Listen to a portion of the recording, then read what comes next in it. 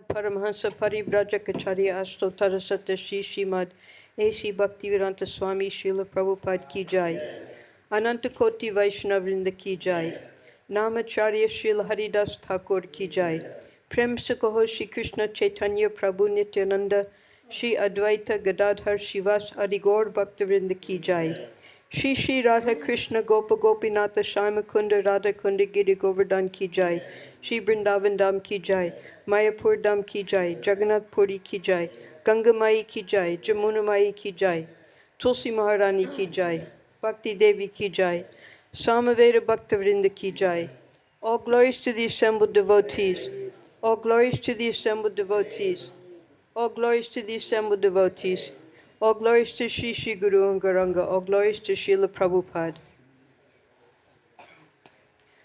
We're continuing the reading of Srila Prabhupada Lilamrita, written by His Holiness Satsvarup Das Goswami. Probably by next week we'll finish this very, very long chapter entitled New Jagannath Puri. Srila Prabhupada is winding up his visit to San Francisco, and this will be his last week that he'll be there. And a lot of interesting things happened during this week. So last week we were just starting a new section. Hayagriva had gone to show Prabhupada a book that he had found in the library. Now, surprisingly, in America, they have massive libraries there. And when we would go to the libraries, we would find books written by Srila Rupa Goswami, the Lalita Madhava, Vidagdha Madhava would be there, many other Vaishnava literatures. But we didn't know whether it was all right to read them or not because Prabhupada hadn't yet introduced these books. So Hayagriva had found a drama about Lord Chaitanya, and he brought it to Srila Prabhupada to see that if it was bona fide. Hayagriva sat facing Prabhupada, alone with Prabhupada in his room. A few days before, Hayagriva had shown Prabhupada a play about Lord Chaitanya he had found in the library, and Prabhupada had said it wasn't bona fide. So Prabhupada decided to prepare an outline for a bona fide play and have Hayagriva write it. I will give you the whole plot, complete, Srila Prabhupada said. Then all you will have to do is execute it. Prabhupada was in a relaxed, jolly mood, intent on relating the events of Lord Chaitanya's life. He had prepared an outline of 23 scenes, and now he wanted to expound each one. Hayagriva had barely enough time to understand what Prabhupada was about to do, and almost no time to prepare himself for note-taking as Prabhupada began describing the first scene. So fortunately, it's an hour and 8 minutes. That means almost 2 hours Prabhupada spoke straight. Imagine trying to describe 23 scenes of Lord Chaitanya's pastimes. And because it was being recorded, Hayagriva was taking notes, but most of the personalities he had never heard of before, he was completely lost, and he kept trying to interrupt Prabhupada for clarification, but then after a while he just gave up. And since it was all being recorded, we can even read it all now. Very interesting. And this particular drama was, it was reenacted several times, portions of it. It was reenacted here at our grand opening, and we had in those days the Vaikuntha Players from New York, and Rasagya and her husband Lohi Taksha. So this first scene that Prabhupada is going to be describing, Rasagya, she played the consort of Kali. Her name was Sin. And Kali, possibly he was played by Sudama Maharaj, or he was played by another wonderful actor named Lokamangala. I remember the first scene. He said, I'm Kali, and I'm his consort Sin. And they went on from there. So we'll read what that first scene is. First scene, he began, is that people are passing on the road with Sankirtan, just as we do. There is a very nice procession with mridanga and kartals and that bugle. And all people are doing Sankirtan in the ordinary way. We have to make a nice procession. So according to Srila Bhaktivinoda Thakur, and as Prabhupada says here, Kirtan Sankirtan means mridanga and kartal. Srila Bhaktivinoda Thakur did not even allow the harmonium to be played. And even when Srila Prabhupada would give his classes, he wouldn't let them play the harmonium. He said it would make it drag. So kartal and mridanga and those bugles, we had the bugles playing at the Julan Yatra this year. They made these special beautiful bugles that they carry along in Sankirtan. The second scene shows Kali as decorated blackish with royal dress and very ugly features. And his queen is another ugly featured lady. So they are disturbed. They will talk amongst themselves that there is the Sankirtan movement now. So how shall we prosecute our business in this age of quarrel, Kali Yuga? In that scene, there will be in one corner 2 or 3 people drinking. The scene will be like that. The age of quarrel personified and his consort are sitting in the center. So we know that when Pariksha Maharaj was touring his kingdom and he found this character named Kali in the dress of a king, and he was beating a cow and a bull, and immediately Maharaj Parikshit was prepared to kill him. But Kali surrendered at the lotus feet of Maharaj Parikshit. And when an enemy surrenders, then you can't kill them. You have to show them mercy. So Kali, he pleaded with Parikshit Maharaj that I've surrendered to you. Now please give me somewhere to reside. And this is all in the Srimad Bhagavatam, of course. Maharaj Parikshit told him wherever there's meat eating, gambling, illicit sex, and intoxication, you can reside there. And Kali replied to him, yes, but in your kingdom, none of those activities are going on. So where will I live? So then Maharaj gave him another option, that wherever there's the hoarding of gold, you can live there. Because wherever there's the hoarding of gold, then those 4 sinful activities will automatically develop. So then Kali had a place to stay, and we know that eventually, because that was just at the crux, the Sandhya of the 2 yugas, the end of Dwapara Yuga, and then Kali and his consort Sin were able to manifest in many places in this age of Kali.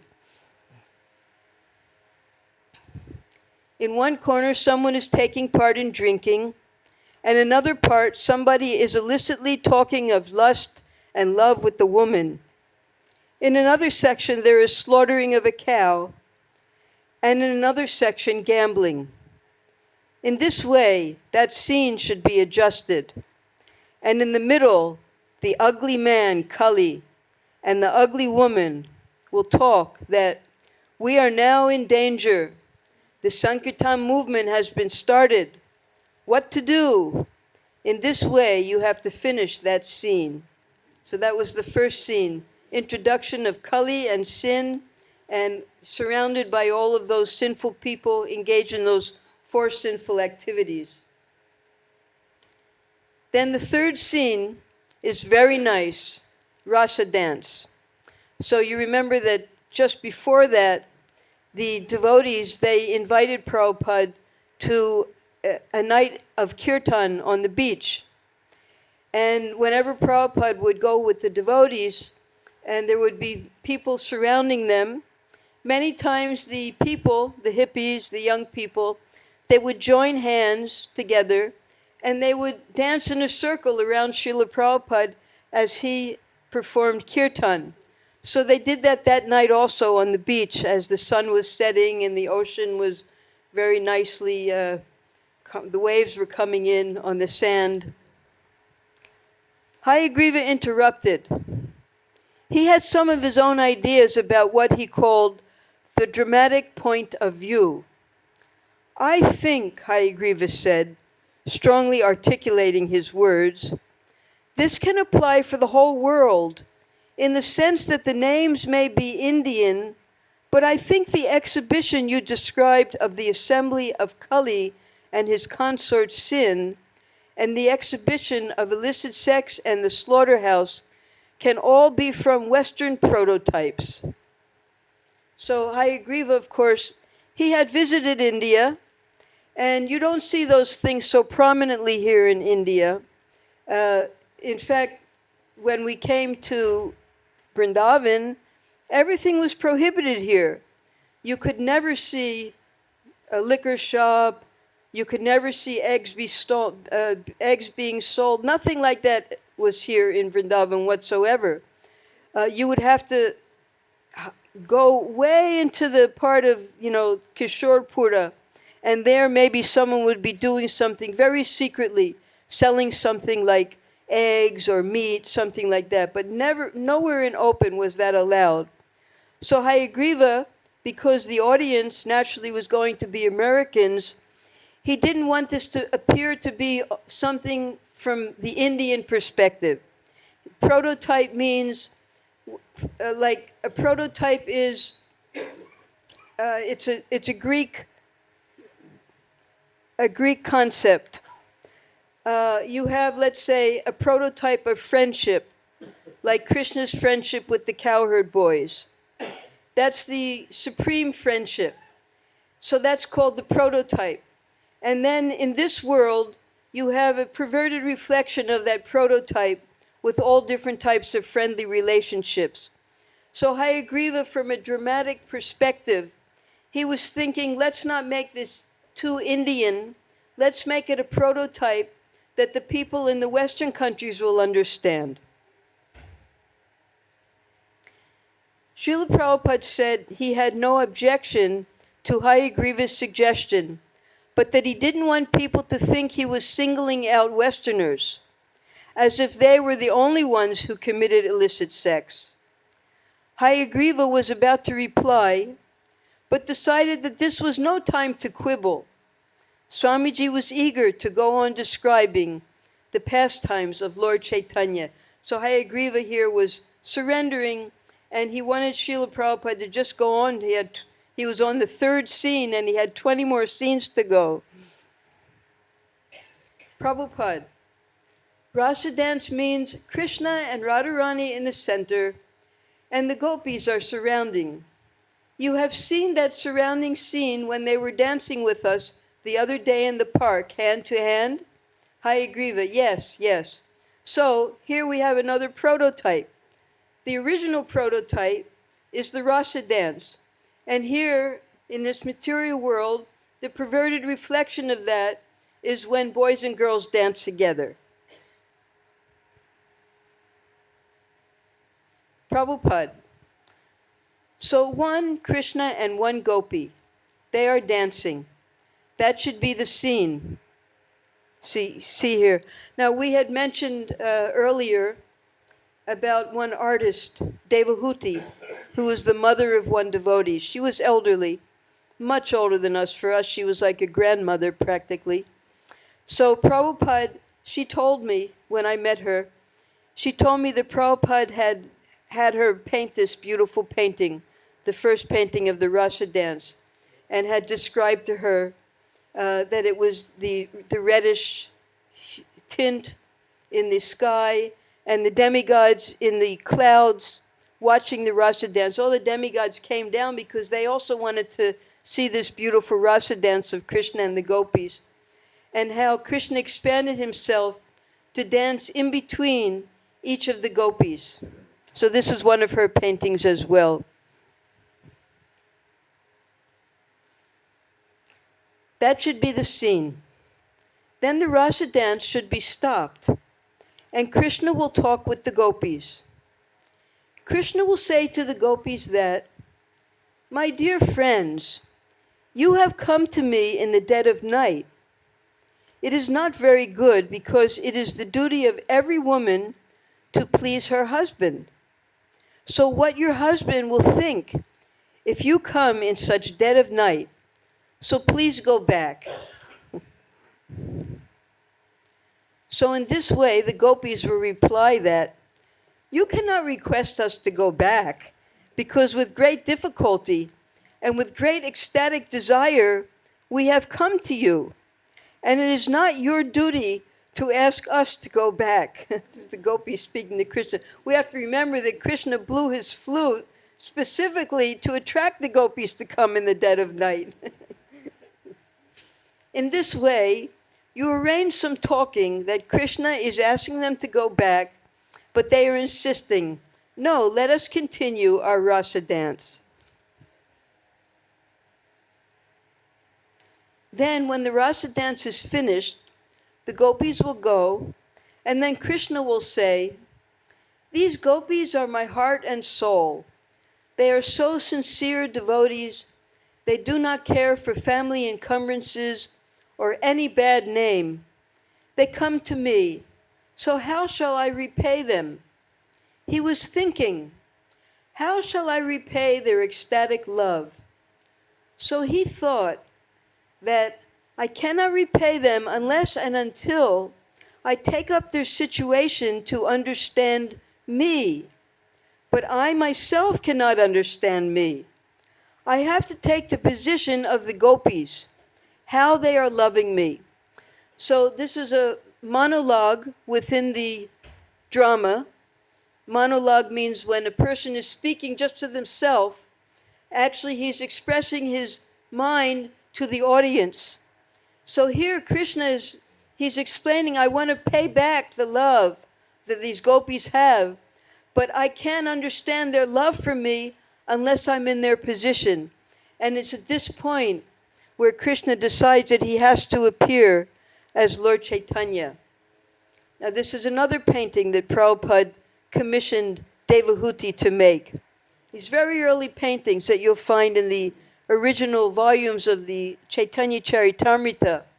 So here Krishna is meditating, and he trying to understand the love that Radharani and the gopis have for him. The two merge together, this Jugala Murti.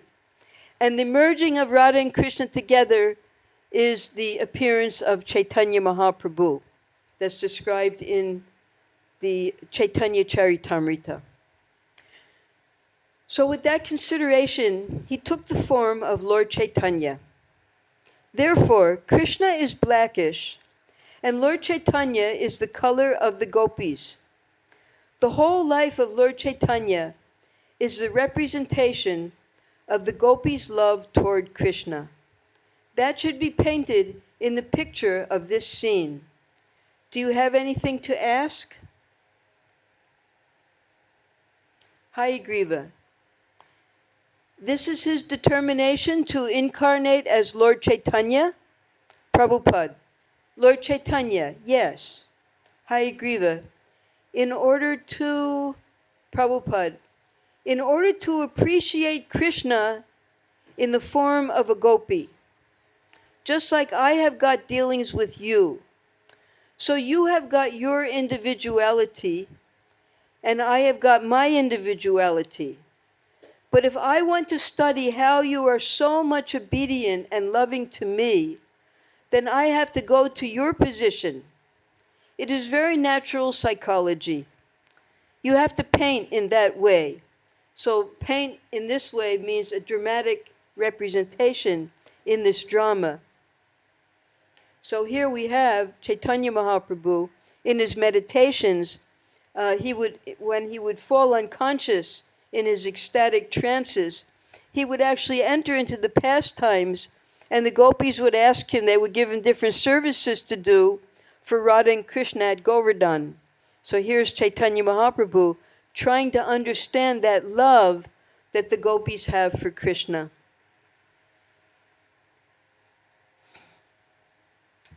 Prabhupada described and explained one story after another. So because Satsrup Maharaj, again, because already we have 7 volumes of the Prabhupada Lilamrita, not to make it too lengthy, if anyone wants to read these 23 scenes, everything is there in the Veda base. You can read the whole description that Prabhupada has given of all the scenes. But here we're just continuing, we're continuing with what Satsrup Maharaj has included. He's chosen different portions of this dialogue between Hayagriva and Prabhupada, condensing it so that later, if we choose to, we can read the entire thing on our own. Prabhupada described and explained one story after another, most of them new to Hayagriva, because Prabhupada had just begun the teachings of Lord Chaitanya in his classes. So Lord Chaitanya and his associates were very new to the devotees. The names, the pastimes, the places. Hayagriva couldn't properly spell or even pronounce the names. He didn't know who Lord Chaitanya's mother was, or whether Nityananda was a devotee. And when Prabhupada told the story of Kirchor Gopinath, the deity who stole condensed milk for his devotee, Hayagriva got confused and thought Prabhupada had said that Lord Chaitanya had stolen the condensed milk. It's all completely new for Hayagriva and all new for the devotees as well. Prabhupada, no. Oh, you did not hear? Chaitanya, after seeing the deity, he was sitting and seeing, and meantime, Nityananda Prabhu narrated the story how the deity's name became Kir Chor Gopinath. Now, Hayagriva didn't know what Kir was, didn't know what Chor was, and maybe he knew who Gopinath was. Now, here we have, we have some very interesting little history, just behind the scene history here, because when Srila Prabhupada translated the Chaitanya Charitamrita, he did it very quickly, in such great inspiration. And it took a long, because we know Chaitanya Charitamrita is in Bengali. So in our Sanskrit department, they knew Sanskrit. Not many of the devotees knew Bengali, right? Narayani, she had to learn Bengali overnight to help Prabhupada with his transliterations and translations, right? So everything had to be very, very quick. And Prabhupada saw that within a year or two, they had only published less than the Adi Leela. And he had the whole thing done. So he gave them a marathon. He said, you have to get all the volumes. It was 17 volumes in those days. Now it's down to 9 volumes. But 17 volumes they had to print within 3 months or something absolutely, you can't say impossible because impossible doesn't exist. They did it. But the artists had to keep up with them because in each of Prabhupada's books, he insisted upon a whole section of paintings. But they couldn't get all the paintings done in time. 4 artists would work on one painting at one time. And they didn't know what the places looked like even. So they sent one photographer, it was like cheating, to Orissa and to Bengal to take photographs of all the places. And that way, instead of the paintings, they could put the photographs in. And we met up with him. His name was Bhugarba. Everyone knows Bhugarba, who was with Prabhupada at that time. We had some very special photographers who would follow Prabhupada or go to these places for photo taking all over the world. So we met up with Bhugarba in Jagannath Puri, and he was taking pictures. So because the paintings had to be done, now this painting, we see here that this is actually what Kirchor Gopinath looks like, but no one knew what he looked like in America. So what they did was they had Radha Govindaji at that time in New York, and they painted Radha Govindaji. They knew at least it was Radha and Krishna. They were hoping it was Radha and Krishna because nobody knew. So here we have Kirchor Gopinath in the form of Radha Govinda at the New York temple, who had stolen Kir for his great devotee Madhavendra Puri. This is just so that you all know how these pictures came about. And some of them, like because those of us who worked in the press, I mean, we had service in the press, because I was in the Sanskrit department. Jadaran or one of the artists, or Murli Dar, he'd pull me out of the Sanskrit department, and I'd have to pose for them. So if you see the Ishopanishad cover, they call that Daivi Shakti Vishnu, because I posed for that. And then the whole section of Diti and Lord, yes, Diti, wait a minute, no. Yes, Diti and Kashyapa.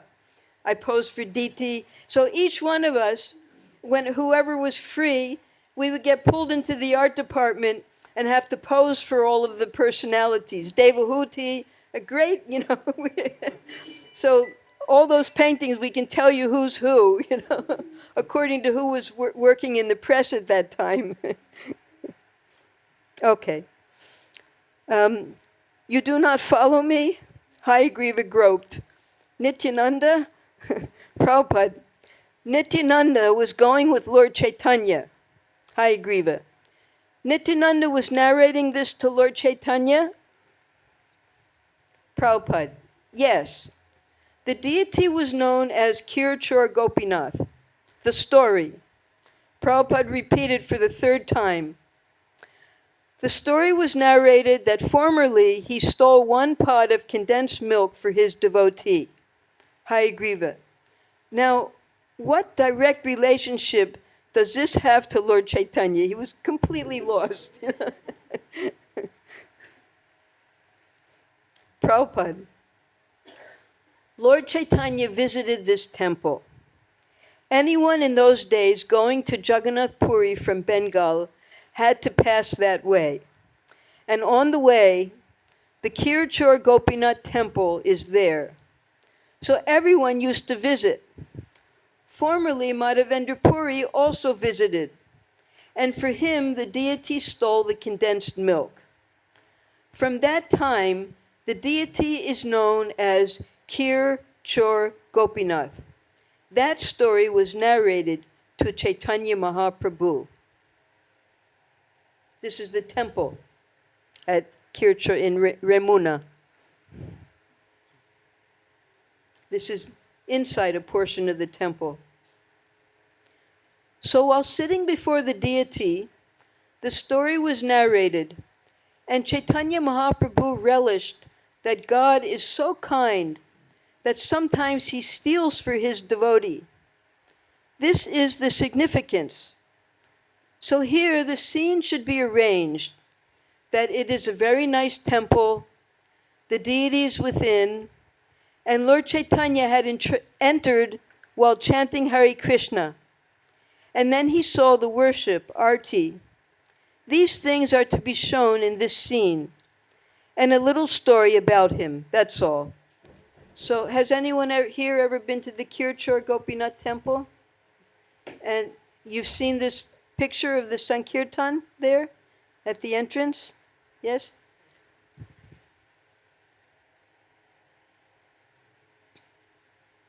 When Prabhupada told of Lord Chaitanya's visit to the Sakshi Gopal temple, Hayagriva again got lost.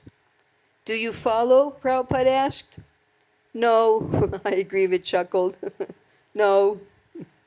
Eventually, Hayagriva stopped asking questions and interrupting. Although he had very little knowledge of the identity or meaning of the characters, as soon as he had heard a little bit about them, he had been trying to adjust and rearrange their activities from the dramatic point of view. So the stories were new, and Hayagriva was trying to fit these unknown stories into his concept of what a dramatic play should be. It'll happen. Prabhupada had raised no objections to Hayagriva's inquiries. In fact, Prabhupada had invited them so that Hayagriva could understand how to present the play. Hayagriva, however, decided to first try to hear what Prabhupada was saying. By the end of the first hour of their talk, Prabhupada had narrated many scenes from the first half of Lord Chaitanya's life.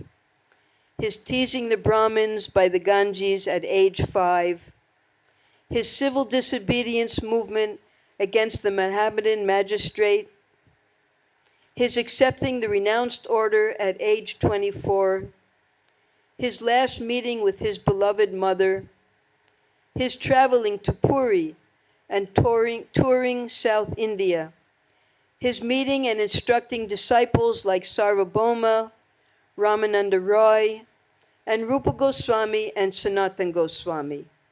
So this is one scene after the other, and it's the first time Hayagriva has heard all of these. So he's just trying to take notes, although he could hardly pronounce the names. And later he would be able to hear the tape that was being recorded. Finally, Prabhupada's morning schedule permitted him to go no further. It was time for him to bathe and take lunch. So Prabhupada would have a fixed schedule. His schedule was, in the morning, Mangal Arati time, Srila Prabhupada would be in his room chanting his Gayatri and preparing for his morning walk. After Mangal Arati, when the devotees would come out of the temple, Prabhupada would go on a brisk morning walk with the devotees tagging behind him, trying to catch up with him. He would walk so fast. Here in Vrindavan, he would either walk straight down Chatikara Road, sometimes he would walk towards the Parikrama Marg, sometimes turns left on the Parikrama Marg, sometimes right, sometimes down this way, and all along the way he would meet friends. So wherever Prabhupada was, he would have his morning walk. And that was started after, not now, not at this time. Next chapter we'll read when Prabhupada had his stroke, and a doctor recommended him that he should not pray so much, and he had to get more exercise, so he started his morning walk. So then he would do his correspondence, he would meet with devotees, and then he would have a massage, and then he would have his bath, and after his bath he would sit down, chant his Gayatri, and then he would have his lunch. The next day they would meet again. At the next session, Hayagriva listened more carefully, and the transcendental scenes came quickly, one after another. As Prabhupada described each scene, speaking the words and thoughts of Lord Chaitanya and his associates, Prabhupada seemed to be seeing the scenes enacted before him. He especially became moved when he spoke of Lord Chaitanya and Haridas Thakur. So Haridas Thakur was senior to Lord Chaitanya age-wise, but he was staying sometimes at Shantipura, at Advaitacharya's home, sometimes wandering around. So Chaitanya Mahaprabhu had met Haridas Thakur earlier, and now he's going to narrate the pastimes of the life of Haridas Thakur. Prabhupada said, is that he was born in a Mohammedan family. Some way or other he became a devotee, and he was chanting 300,000 times, Hare Krishna, Krishna Krishna, Hare Hare, Hare Ram, Ram Ram, Hare Hare. And Chaitanya Mahaprabhu made him the Acharya, the authority of chanting. Therefore, we glorify him. Namacharya Srila Haridas Thakur Ki Jai. Because he was made the Acharya, the authority of chanting Hare Krishna.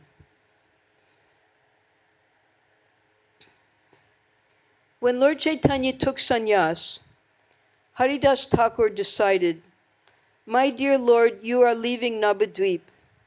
Then what is the use of my life? Either you take me or let me die." So Chaitanya Mahaprabhu said, "No, why shall you die? You come with me." So he took him to Jagannath Puri.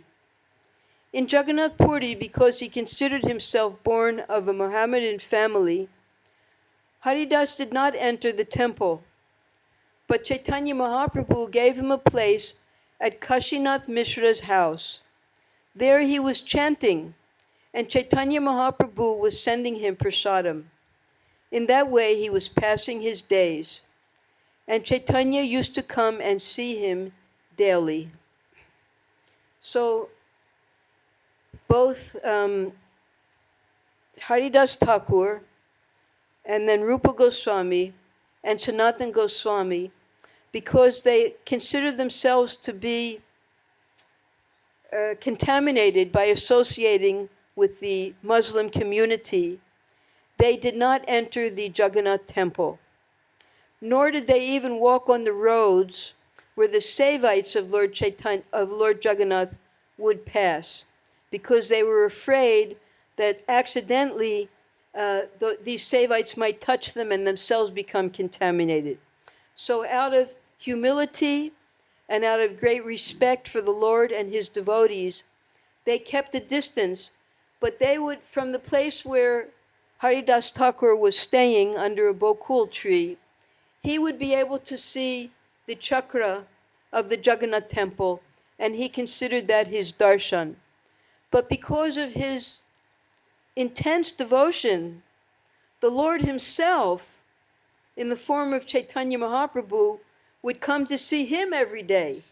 He didn't even have to go to the temple to see the Lord. The Lord would come to see him, and the Lord would see that he would get Mahaprasadam from Lord Jagannath's temple as well. Did I read that whole thing? Yes. Srila Prabhupada wanted a scene for the passing away of Haridas Thakur. Hayagriva, is this the same Haridas the Mohammedans threw into the river? Because Prabhupada had told that story. We had read about it a few weeks ago, and how he was beaten, and the servants of the Nawab were very frightened because he was beaten in 21 marketplaces, but he didn't. The whole intention was that he die, but he didn't die. So they were so scared, and Haridas Thakur asked them, "What do you want me to do?" He said, "We want you to die." So he said, "Will you just take me and throw me in the river and tell the Nawab that I died?" Okay, so Hayagriva remembered that story and remembered the name of Haridas. "Yes," Prabhupada said. Then very casually, Hayagriva mused aloud. So he finally met his end there in the 5th scene. Prabhupada hesitated. Here again, Hayagriva revealed his lack of transcendental knowledge, talking as though Haridas's passing away was the same as an ordinary man's meeting his end. "All right," Hayagriva cued him. "What is this particular incident?" Prabhupada, the particular incident is significant. Chaitanya Mahaprabhu was a Brahmin, and he was also a sannyasi. According to social custom, he should not even touch a Mohammedan. But this Haridas Thakur was a Mohammedan, and yet at his death, he took the body himself and danced, and he put him in the graveyard and distributed prasadam. So we know that Chaitanya Mahaprabhu, not only did he carry Haridas Thakur's body, bathed him at the ocean, and then they all dug the samadhi together, Chaitanya Mahaprabhu and his associates. They placed him in samadhi, and then, as is the custom, prasad distribution, he personally went with his own cloth to the Jagannath temple and begged prasadam from the Anand Bazaar there, from all of the merchants there, so that prasadam could be distributed in honor of Haridas Thakur. Because Haridas was a Mohammedan, he did not enter the temple of Jagannath Puri because the Hindus were very strict. Haridas was a devotee, but he thought, why should I create some row? So Chaitanya Mahaprabhu appreciated Haridas's humble behavior. Although he had become a devotee, he was not forcibly going to the temple. But then Chaitanya Mahaprabhu himself was daily coming to see him. So we have here a beautiful picture. This is the Bokul tree. Now, Bokul tree, if you want to see a Bokul tree, we planted a Bokul tree right in front of Prabhupada's house. It's the one with the sitting place where the IVTV used to be. That beautiful Bokul we planted in 1976.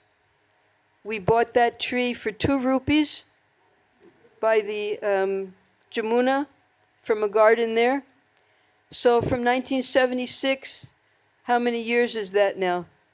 40 years? Almost 40 years. This Bokul tree has become so beautiful, and the flowers are falling, and every day the Matajis, they make little garlands for Prabhupada, the small Prabhupada Murti. So it was that type of a tree, the Siddha Bokul tree, that Haridas Thakur had his Bhajan Kutir. You can see him here on the side, Haridas Thakur. And Mahaprabhu was sitting with, all of his associates would come along with Mahaprabhu to see Haridas Thakur every day.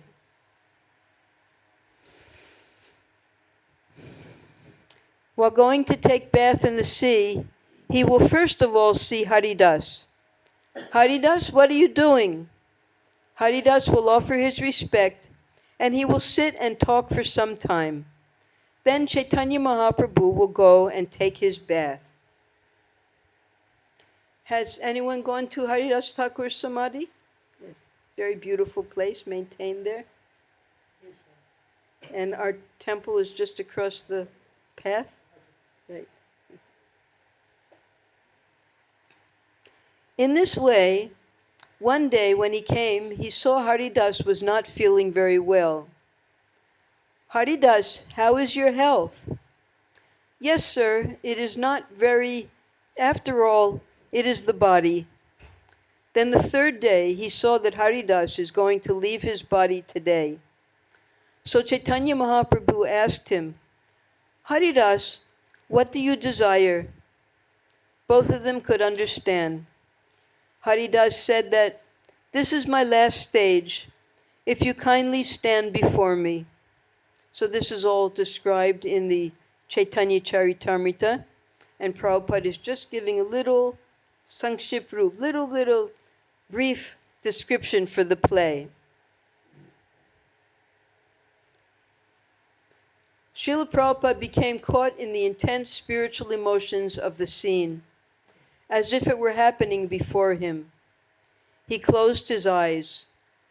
He stopped talking. Then he began again slowly, haltingly. So Chaitanya Mahaprabhu stood before him, and he left his body. Prabhupada sighed and became silent.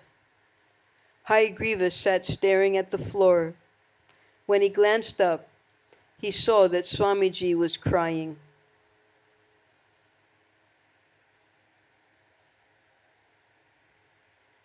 Prabhupada quickly summed up a few last scenes and ended his outline. Now you write, he told Hayagriva, and I shall make some addition or alteration. This is the synopsis and framework. Now you can proceed. Hayagriva left the room. The material was lengthy, and whether he would ever write the play was doubtful, but he was thankful to have received this special discourse. So it's not lost. It was not only for Hayagriva. We can all read this entire discourse and experience the ecstasy that Prabhupada experienced while he was narrating the passing of Srila Haridas Thakur. So now the devotees, as they had done also in New York, Prabhupada loved to go on Sankirtan to different schools, colleges, parks, wherever he had an opportunity to chant Hare Krishna. So on the East Coast, there's some very hi-fi universities and colleges, Harvard, Yale, so many. And Prabhupada, especially later when he went to Boston, he went to MIT and Harvard, different places. And the students would hear Srila Prabhupada ask intelligent questions, chant Hare Krishna, take prasadam. So on the West Coast also, the Harvard of the West Coast was Stanford University. So the devotees made a preaching program at Stanford for Prabhupada. Now, Stanford is a massive college, university. It's so big. It's very famous in America. And in the center of it, they have a beautiful chapel, a church. And I don't know how well you can see this, but Jesus Christ is in the center with his arms up like Lord Chaitanya, and his disciples are surrounding him, and the other people are coming to see him. You see here on the sides. So it's a beautiful depiction of Lord Jesus Christ preaching to his disciples. So in that mood, they had this beautiful chapel, and naturally, when you have a beautiful picture like that every day at the college, there must be some impression in the heart. So Prabhupada was invited here to the student lounge. Sitting on a bridge table means a folding table, so they had Prabhupada sit on top of it, chanting into a little microphone while his followers played their instruments. Prabhupada began the kirtan at Stanford University. At first there were about 20 students, but gradually more entered the lounge and gathered around. Everyone was chanting. Then suddenly the lounge became transformed as more than 200 Stanford students, most of them completely new to the Hare Krishna mantra, danced and chanted with as much enthusiasm as the most uninhibited Haight-Ashbury crowd. Prabhupada led the kirtan for more than an hour. In his talk afterwards, he explained what they had all just experienced. This Hare Krishna dance is the best process for getting out of this illusion that I am this body. Our society is trying to distribute to the world the priceless gift of the Lord. You did not understand the words, but you still felt the ecstasy to dance. So now Prabhupada is speaking to some of the most intelligent young men and women in America at Stanford University. It's very difficult to get admission into these very high-quality universities. So you can understand anyone who was admitted into the Harvard of the West Coast, they had to be intelligent. But these highly intelligent young men and women, they were dancing with the same enthusiasm that the hippies would dance with Prabhupada at Golden Gate Park and at the temple. So Prabhupada was explaining to them the transcendental quality of the Hare Krishna Maha Mantra, that you don't even understand what the words are, and still you felt the ecstatic symptoms to the point where you were dancing along with us. So, and what is the purpose of this chanting of Hare Krishna? Getting out of this illusion that I am not this, that I'm not this body, that the illusion is that we're thinking we're the body. So this is very important because the next place Prabhupada goes is to a YMCA, little children age 9 to 14, and Prabhupada is able to give the same message, I am not this body, so that young little children could understand it. So here he's got the most intelligent college students explaining I'm not this body, and then a few days later he goes to the YMCA to talk to a classroom of school children to explain the same thing One class understood it, and the other class also understood it. This is the expertise of Srila Prabhupada. Depending upon his audience, he was able to explain the same philosophy according to what they could understand. Prabhupada took questions from the audience. Everything proceeded in a standard fashion until someone asked whether college students should respond to the military draft. Now, the draft was going on. It was the Vietnam War. And we had already heard that Srila Prabhupada, in order to save his devotees from being drafted into the army, we heard about Mukunda, he was saved, Kirtananda was saved. When Prabhupada established and incorporated ISKCON, and he became the minister of ISKCON, the founder Acharya, anyone who was a bona fide student within the International Society for Krishna Consciousness, they became exempt from the draft because they were students. So the students did not have to take part, they were not drafted into the army. But if you left your school, then immediately the draft board would draft you into the army. So the students, they always were fearful. That, oh, I don't want to be here maybe, but I have to be here, otherwise they're going to draft me into the army, I have to go to Vietnam. So whether college students should respond to the military draft.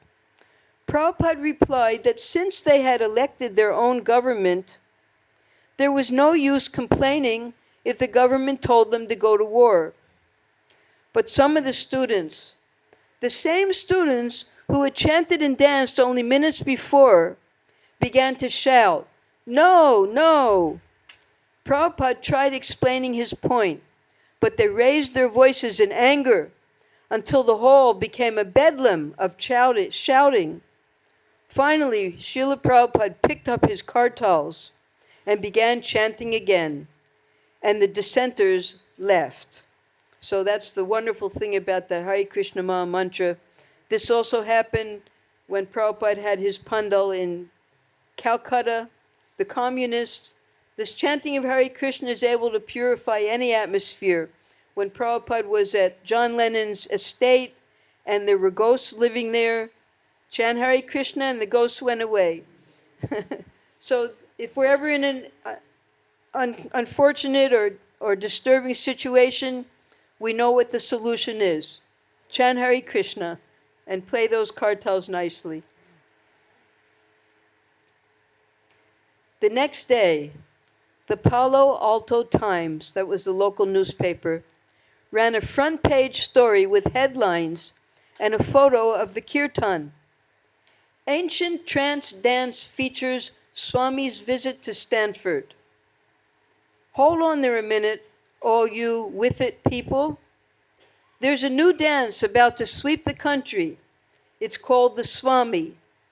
So here we have discos where you go to, it's usually a dark hall, and you go in and they're playing loud music and everyone's dancing with everybody else. And there are different types of dances.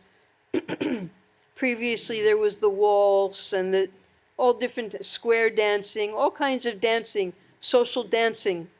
So now in this article it says there's a new kind of dance, and it's called the Swami. They named the dance the Swami. It's going to replace the frug, that's one kind of dance, Watusi, the swim, and even the good old barn stomp. Why?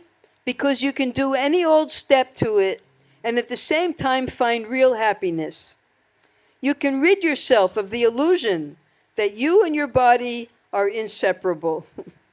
The chant started quietly, but gained volume as more people joined in. So this is part of the article. This is what's being written about the kirtan. Here it is. Ancient trance dance features Swami's visit to Stanford. So we just read the first paragraph, second paragraph. Before the night was over, the audience of 250 were stomping, swinging, and chanting to the beat of Indian instruments and the words of the holy Sanskrit Vedas, Hare Krishna, Hare Ram. They chanted this without interruption for 70 minutes.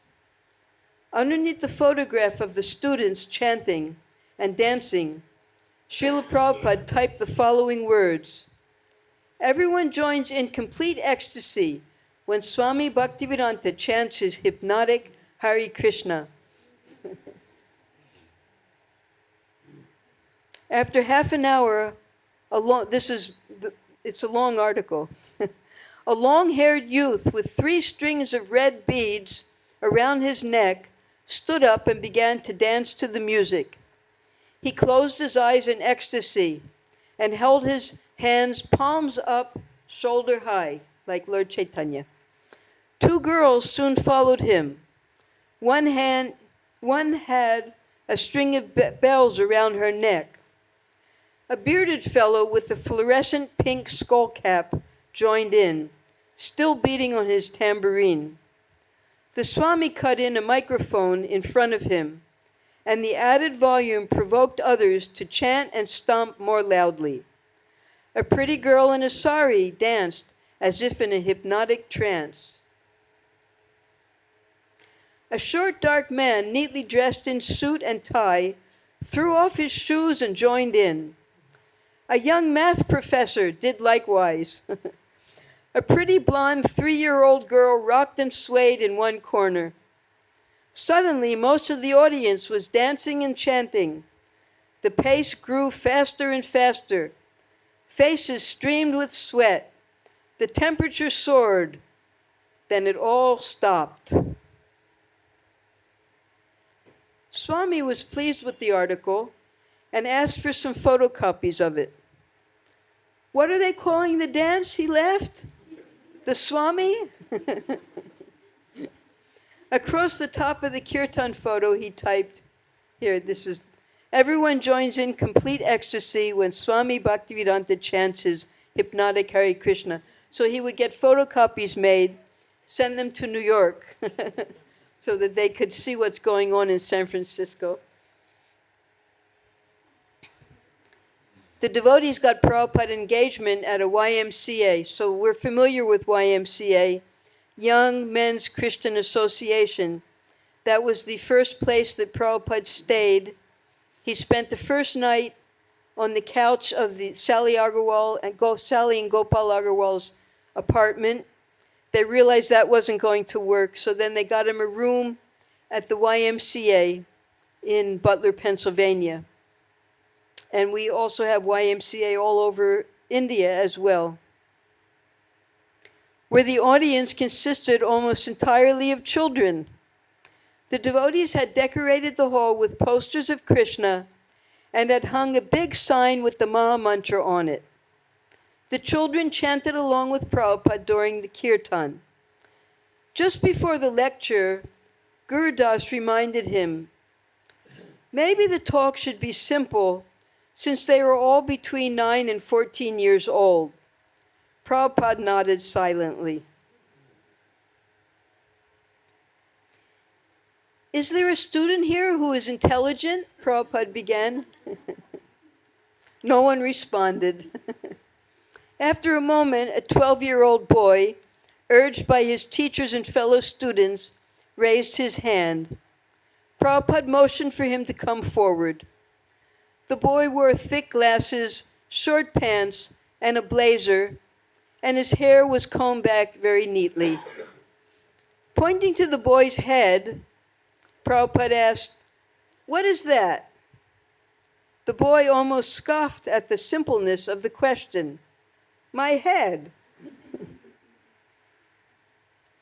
Prabhupada then pointed to the boy's arm and said quietly, "What is that?"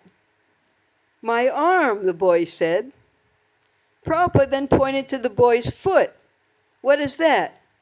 "My foot," the boy answered, still looking incredulous. "Yes," Srila Prabhupada said, "you say this is my head, my arm, my foot, my body. But where are you?" The boy stood perplexed, unable to answer Prabhupada's simple question.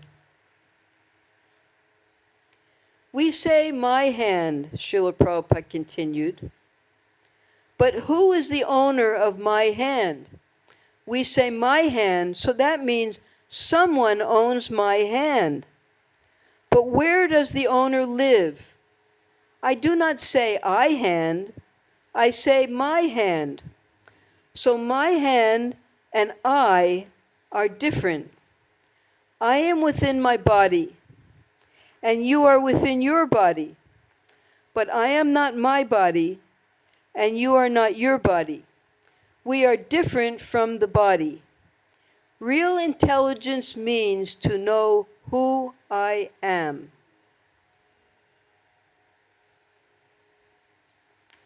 That's as much as Satsuru Maharaj has given us for that kirtan program at the YMCA.